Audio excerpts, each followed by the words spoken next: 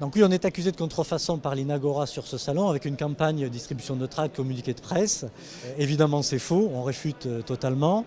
Nous, on n'a pas trop l'habitude de parler d'affaires en cours, surtout quand elles ne sont pas jugées, et surtout quand le seul ordonnance rendue par le juge de la mise en état, elle est 100% en notre faveur, puisque toutes les attaques de l'Inagora contre le logiciel BlueMind ont été rejetées, ordonnance du 28 avril 2014. Je pourrais commenter sur l'aspect contrefaçon dans le logiciel libre. Il me semble que l'idée du code open source, c'est de copier des logiciels. Donc sur les attaques en elles-mêmes, autant sur le fond que sur la forme, on les juge plutôt très grotesques. Il faut quand même rappeler qu'on est dans le logiciel libre et que BlueMind, c'est une solution qui est complètement nouvelle. Les codes sources sont disponibles sur Internet, vous pouvez en juger. Un logiciel OBM qui est écrit en PHP, un logiciel BlueMind qui est écrit en Java côté serveur et JavaScript côté client. Donc c'est assez intéressant de parler de contrefaçon là-dessus.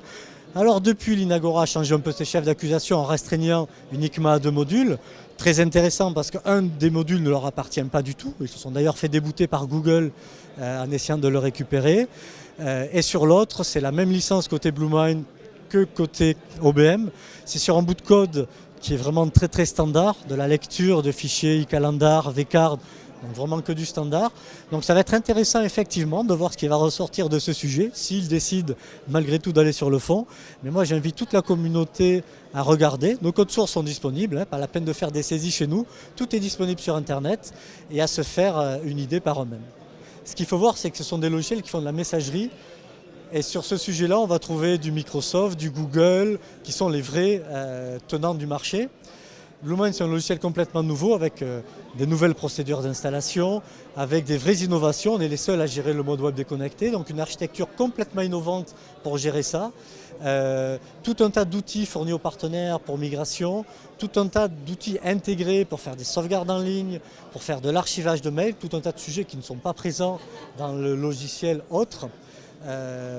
Donc voilà ce qu'on peut en dire. Moi j'invite tout le monde à tester les 2 logiciels, ça s'installe simplement, à regarder et à voir. Et vous allez voir pourquoi BlueMind a du succès. Simplicité d'installation, qualité des interfaces, simplicité d'administration et puis retour très positif des clients.